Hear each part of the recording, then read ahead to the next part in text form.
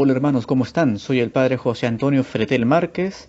Vamos a continuar con nuestras clases de religión católica y en esta ocasión vamos a hacer la segunda lección que lleva por título La Revelación. Y veremos por tanto el concepto, clases, posibilidad, necesidad, existencia y fuentes de la revelación. Comencemos por el concepto de la revelación.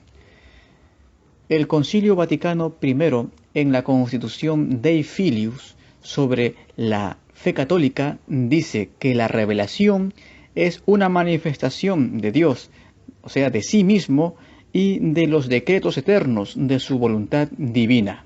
El Concilio Vaticano II, en la Constitución Dogmática Dei Verbum sobre la divina revelación, dice que Dios quiso revelarse a sí mismo y dar a conocer el misterio de su voluntad. Son dos conceptos muy parecidos. Por tanto, la revelación es la manifestación que Dios hace al hombre de una verdad o de un hecho. O también es el acto con que Dios ilumina el entendimiento para que el hombre conozca una verdad o un deber que debe de cumplir. Por revelación se entiende también el conjunto de verdades reveladas. La religión implica muchas verdades que exceden a la capacidad del entendimiento humano, pero que Dios, viniendo en su infinita bondad, nos las descubre y hace así accesibles a nuestra mente humana.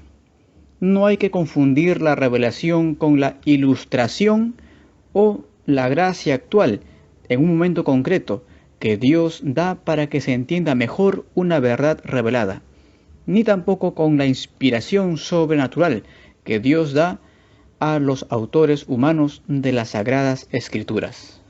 Veamos ahora, hermanos, las clases de revelación. La revelación es humana si su autor es el hombre, y es divina si el que revela es Dios. La revelación divina puede ser natural y sobrenatural. La revelación natural no es propiamente revelación. Consiste solo en que Dios ilumina el entendimiento para que lleguemos a conocer las principales verdades religiosas y nuestros deberes primordiales. Así, por ejemplo, gracias a una especial ilustración de Dios o simplemente con el talento natural, al considerar las cualidades de las criaturas, la razón humana descubre la existencia de un Creador omnipotente y eterno, sus infinitas perfecciones y la obligación que tenemos de darle culto. La revelación propiamente dicha es la revelación sobrenatural, es decir, la que hace Dios por medios sobrenaturales o fuera de las leyes de la naturaleza. Con la revelación sobrenatural se propone Dios darnos a conocer verdades religiosas útiles para nuestra salvación, y la hace ya de palabra, ya mediante enviados o con signos sensibles. Revelación sobrenatural fue, por ejemplo, la que Jesús hizo al ciego de nacimiento cuando le manifestó su divinidad en el Evangelio de San Juan capítulo 9 versículo 37. Por tanto, la revelación cristiana es esencialmente sobrenatural. La revelación sobrenatural, por razón de su amplitud o del fin que Dios se propone, puede ser general o pública y particular o privada. La revelación sobrenatural es general o pública cuando Dios la hace para el bien de todos los hombres, como la de Jesucristo, o de todo un pueblo, como la de Moisés. La revelación sobrenatural es particular o privada cuando redunda en bien de uno o de pocos, porque no cabe duda que desde el tiempo de Cristo ha habido muchas veces en que Dios ha hecho revelaciones privadas a determinados santos y otras personas. A diferencia de las revelaciones públicas dadas por Jesucristo y sus apóstoles, aquellas solo exigen el asentimiento de los que las reciben. Aún apariciones tan famosas como Lourdes y Fátima o la del Sagrado Corazón a Santa Margarita María no son lo que llamamos materia de fe divina. Si una evidencia clara y cierta nos dice que estas apariciones son auténticas, sería tonto dudar de ellas. Pero, aún negándolas, no incurrimos en herejía. Estas revelaciones privadas no forman parte del depósito de la fe.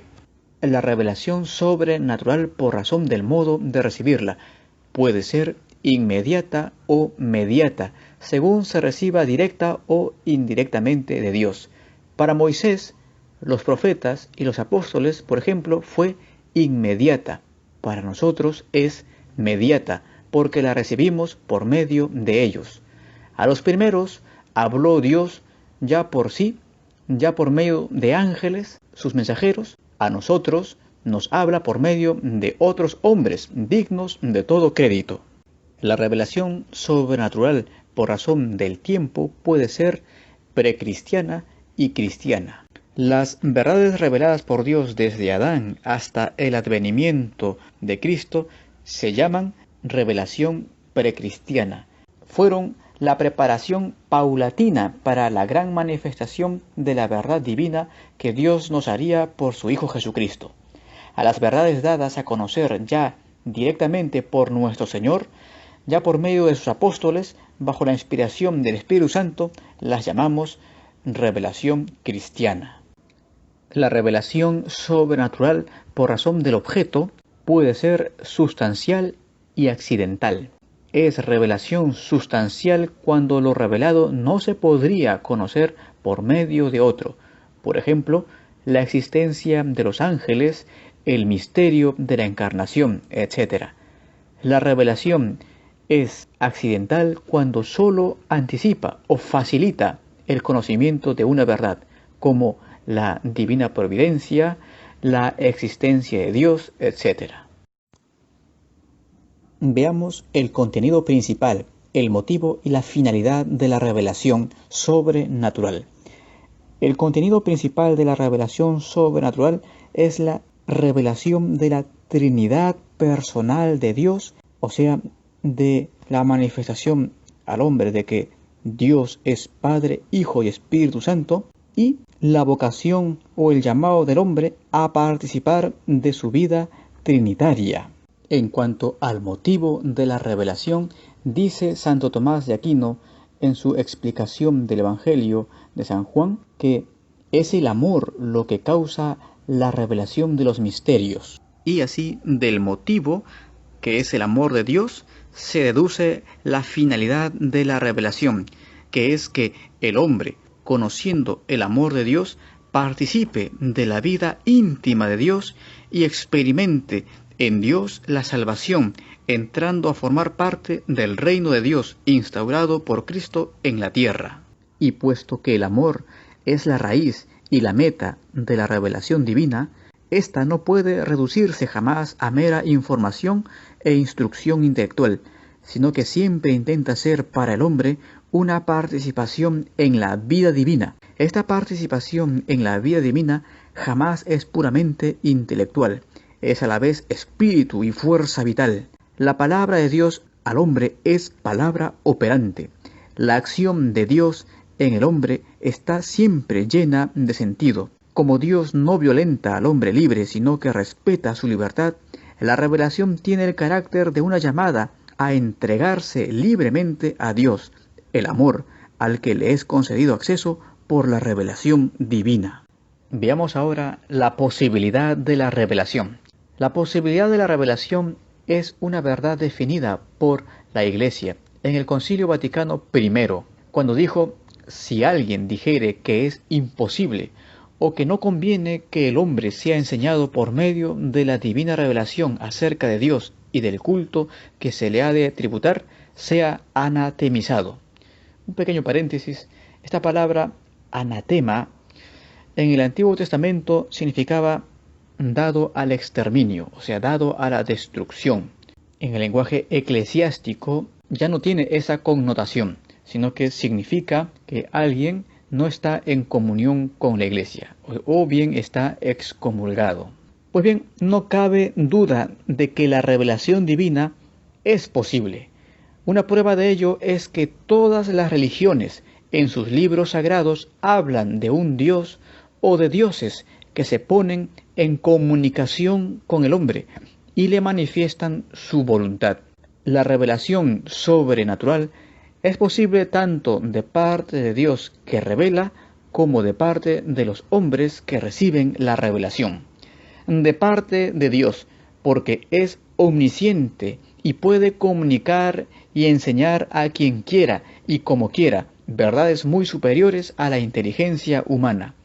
También es posible por parte de los hombres, puesto que pueden oír hablar a Dios sin verle y son capaces de examinar y entender con la inteligencia lo que se les revela. Y en último caso, al hombre le basta saber que tal o cual misterio no repugna a la razón, aunque ella no lo entienda o desconozca su naturaleza, como es el caso del misterio de la Santísima Trinidad o el de la encarnación del Verbo, etc.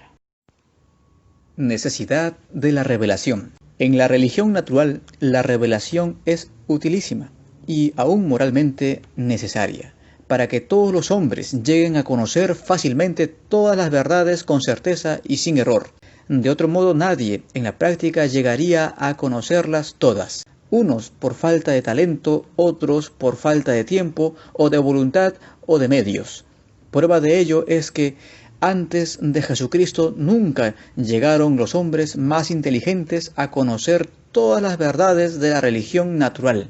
Los mayores genios cayeron en muchos errores graves. Por ejemplo, la idolatría, el politeísmo, el infanticidio, la esclavitud y el materialismo.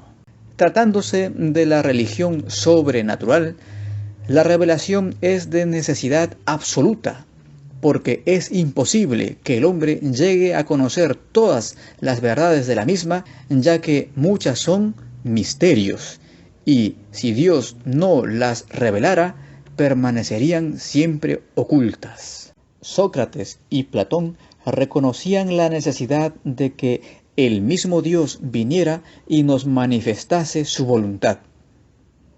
La existencia de la revelación como un hecho histórico. Dios clementísimo no se desentendió de sus criaturas terrestres predilectas, sino que Él mismo les abrió su corazón y les reveló su vida íntima y su voluntad salvífica para que el hombre pueda conseguir la eterna felicidad.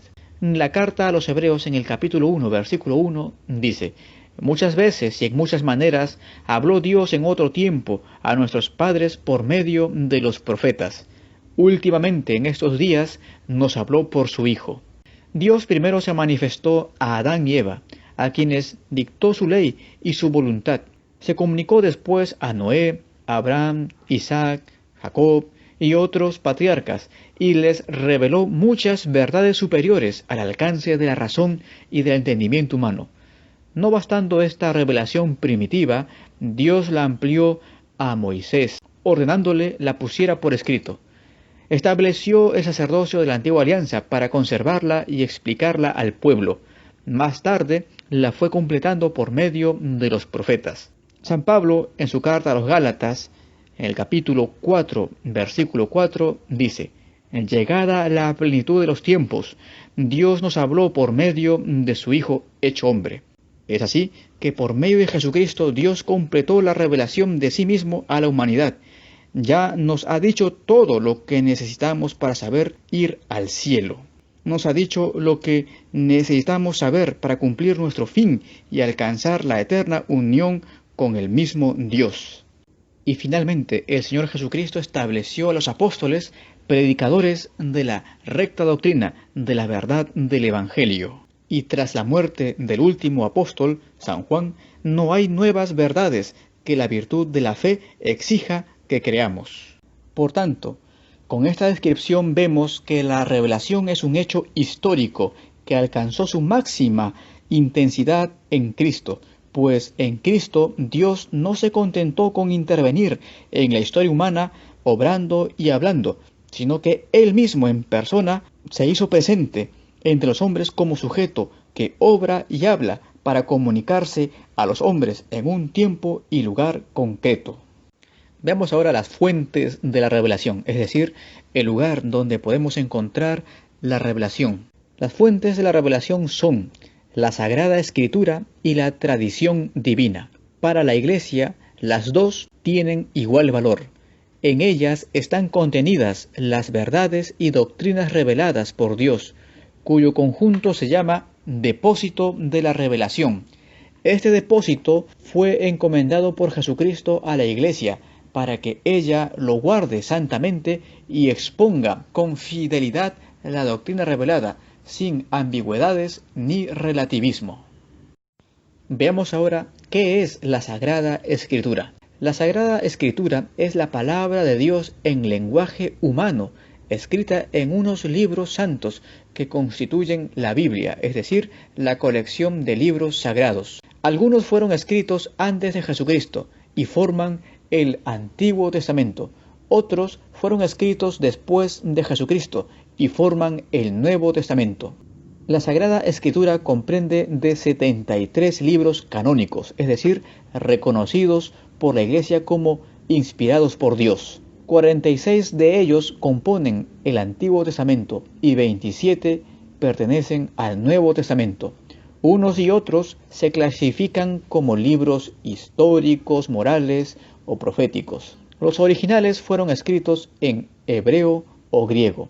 La Iglesia Católica usa una traducción latina para sus documentos oficiales, llamada Vulgata, que se debe en gran parte a San Jerónimo, por encargo del Papa San Dámaso. Los libros del Nuevo Testamento son los 4 Evangelios, los Hechos de los Apóstoles, varias epístolas o cartas de San Pablo y otros apóstoles, y el Apocalipsis de San Juan.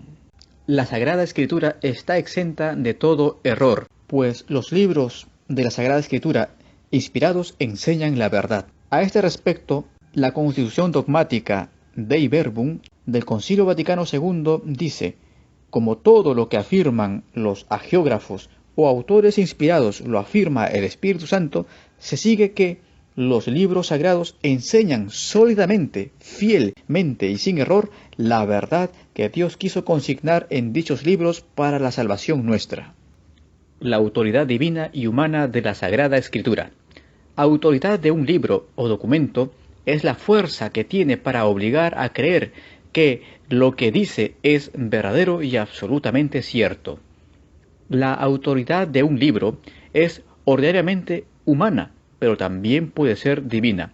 Es de autoridad divina si el libro ha sido inspirado por Dios, y es de autoridad puramente humana si su verdad depende solo de la veracidad y ciencia del autor humano. La Sagrada Biblia tiene la autoridad de un libro divinamente inspirado. Es por lo tanto de autoridad divina. Posee también la autoridad que nace de la ciencia y veracidad de los hombres que la escribieron, es decir, tiene también la autoridad humana. El hecho de la inspiración de la Sagrada Escritura lo demuestran la tradición dogmática de la Iglesia, siempre unánime y constante en reconocer la inspiración de la Sagrada Escritura. La tradición judaica ha admitido siempre como libros revelados los 46 libros que componen el Antiguo Testamento. Y la tradición cristiana admite también como revelados el Antiguo Testamento y el Nuevo Testamento. San Pablo, en su segunda carta a Timoteo, capítulo 3, versículo 16, dice: toda la Sagrada Escritura es divinamente inspirada y útil para enseñar. Finalmente, los padres de la Iglesia y los concilios ecuménicos y sínodos de la Iglesia han reconocido siempre la inspiración divina de las Sagradas Escrituras. Veamos un poco más acerca de la autoridad humana de la Sagrada Escritura. La autoridad humana de la Sagrada Escritura está más y mejor probada que cualquier otro libro histórico escrito en aquellos tiempos, porque tiene las condiciones requeridas, que son autenticidad, integridad y veracidad.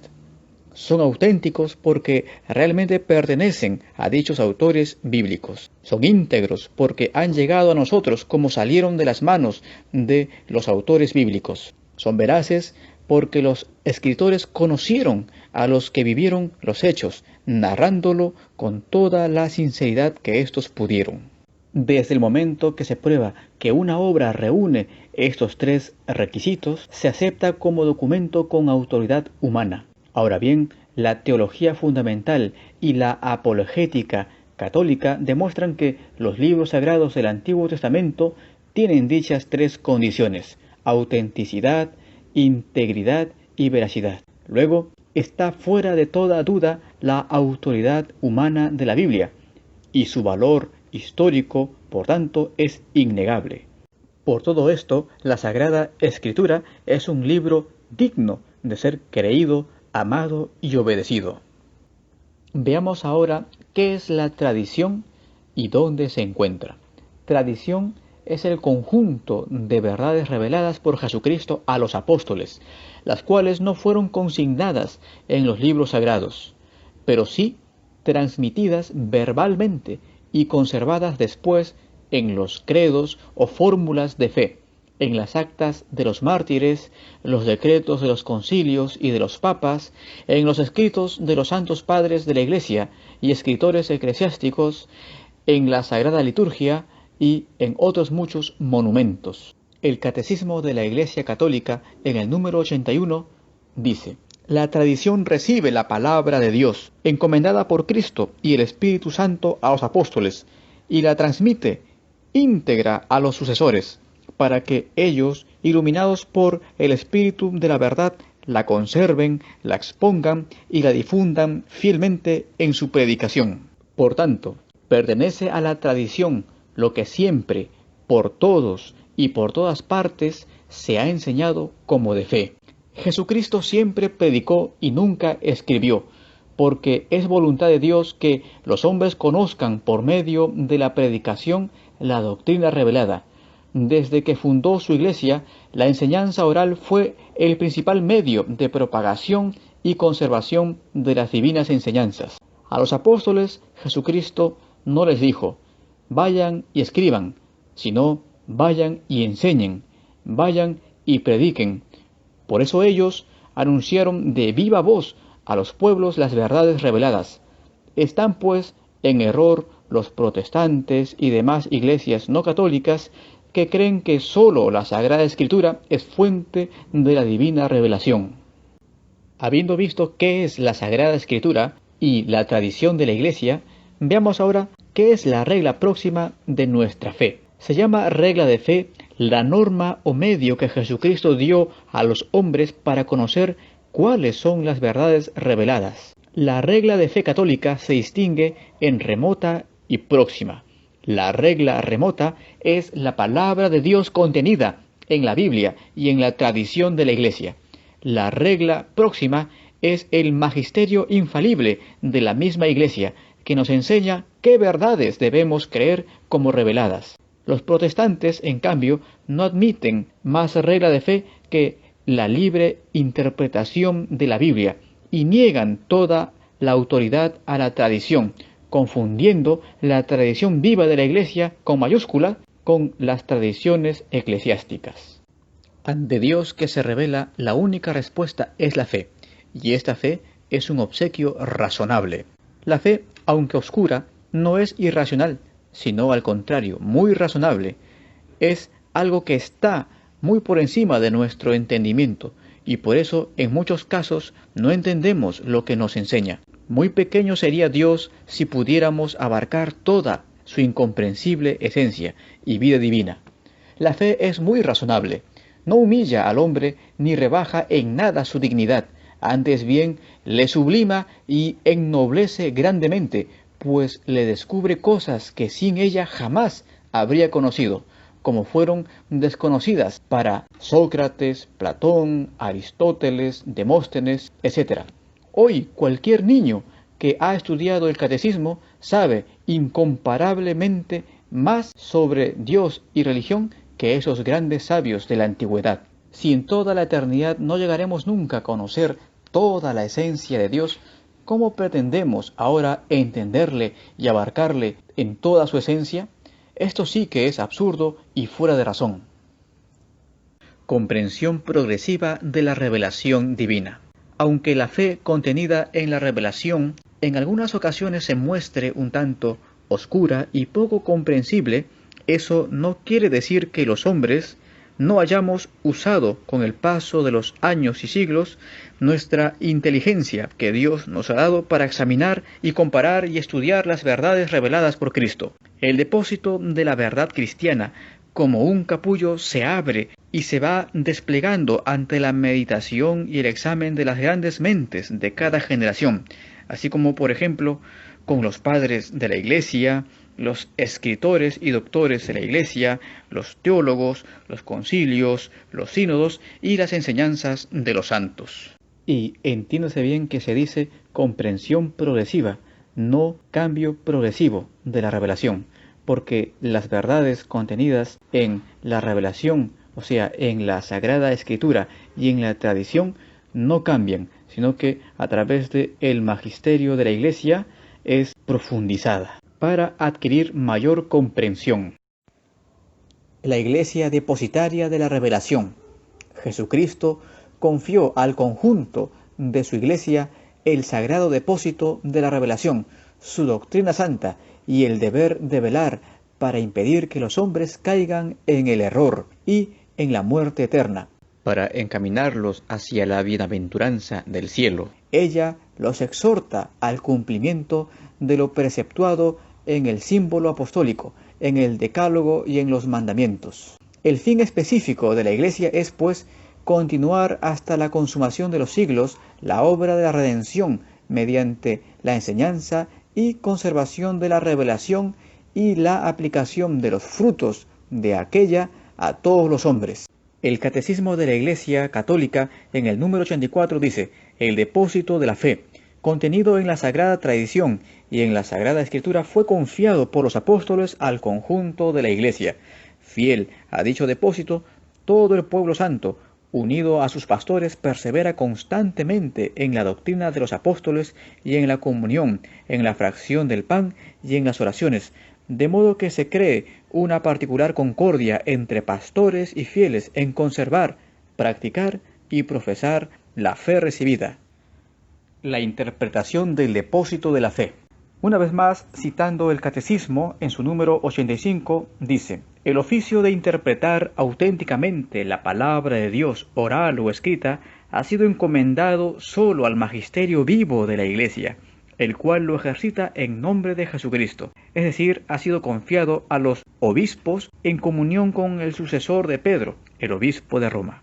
El magisterio no está por encima de la palabra de Dios, sino a su servicio, para enseñar puramente lo transmitido, pues por mandato divino y con la asistencia del Espíritu Santo lo escucha devotamente, lo custodia celosamente, lo explica fielmente, y de este único depósito de la fe saca todo lo que propone como revelado por Dios para ser creído. Y los fieles, recordando la palabra de Cristo a sus apóstoles: el que a ustedes escucha, a mí me escucha, reciben con docilidad las enseñanzas y directrices que sus pastores les dan de diferentes formas. Motivos de la fe. Motivo de la fe es la razón por que creemos, y el motivo esencial de nuestro libre asentimiento a las verdades reveladas es la autoridad de Dios. Así, el Concilio Vaticano I dice: para la fe divina se requiere que la verdad revelada sea creída por causa de la autoridad de Dios que revela. La autoridad de Dios se funda en su ciencia y en su veracidad. Sabemos que Dios es infinitamente sabio y no puede equivocarse, que es infinitamente veraz y no puede engañarnos. Toda nuestra fe descansa sobre esos dos pilares. Este era el argumento que invocaba Jesucristo cuando hablaba a los judíos en el Evangelio de San Juan, capítulo 8, versículo 26. El que me ha enviado es veraz, y yo hablo al mundo lo que le oigo a él. Y San Juan Evangelista decía en la primera carta de San Juan, capítulo 5, versículos del 9 al 10. Si aceptamos el testimonio de los hombres, mayor es el testimonio de Dios que ha testificado de su Hijo. El que no cree en Dios le hace mentiroso. Otro motivo básico de nuestra fe es la infalibilidad de la Iglesia Católica, por medio de la cual Dios nos propone y transmite las verdades reveladas para que las creamos. Actualización de la revelación divina en la Iglesia y por la Iglesia. Cristo no habla desde la antigüedad y a través de los siglos como otras personalidades históricas de la antigüedad, sino que está presente en la Iglesia incluso después de su ascensión de modo misterioso, en su forma de existencia glorificada, elevada sobre las leyes del espacio y del tiempo, obrada por el Espíritu Santo. A la Iglesia ha confiado su revelación para que ella la haga accesible a los hombres hasta la consumación de los tiempos. La revelación hecha una sola vez sigue siendo siempre actual, de forma que puede ser continuamente oída y vista. Más en concreto, son los sacramentos palabras visibles de salvación y la predicación eclesiástica signo audible de salvación, los instrumentos de que Cristo se sirve para actualizar hasta el fin del mundo su revelación. En consecuencia, en la Iglesia encontramos a Cristo, revelación viva de Dios, y esta revelación se cumplirá totalmente en la segunda venida de Cristo al final de los tiempos. La fe y la ciencia. La ciencia y la fe constituyen dos mundos completamente distintos de conocimiento. Son objeto de la ciencia todas las verdades experimentables del orden natural, mas son objeto de la fe las verdades reveladas del orden sobrenatural. Entre estos dos mundos hay grandes diferencias, pero nunca desacuerdo. Si alguna vez nos parece que hay contradicción entre una verdad científica y otra verdad revelada, podemos afirmar, desde luego, que no hemos entendido bien alguna de ellas, ya porque tomamos falsamente por revelada una cosa que no lo es, o porque se toman por principios o verdades incuestionables de la razón, lo que en realidad no son más que opiniones o hipótesis inventadas por la fantasía humana. Estos dos mundos de conocimiento se diferencian no sólo por su objeto, como ya hemos visto, sino también por el principio en el que se fundan, por su fin y por el motivo que mueve a aceptar la verdad enseñada. Veamos dichas diferencias. En cuanto al principio, el principio científico es la sola razón, auxiliada por Dios, la causa primera. El principio del acto de fe, en cambio, es producido por el concurso sobrenatural de la gracia, que ilumina el entendimiento y mueve la voluntad para que el entendimiento acepte la verdad revelada. El fin de la ciencia propulsa la perfección humana en esta vida temporal. En cambio, el fin de la fe apunta mucho más alto y nos prepara para la vida eterna, donde gozaremos de la visión y felicidad de Dios. El motivo de la ciencia es producto de la demostración.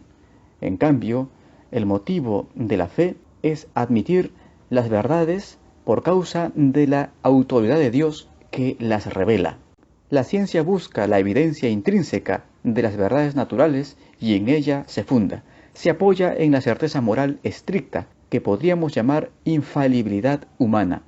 En cambio, las cosas de fe son de certeza absoluta e infalible, con infalibilidad divina.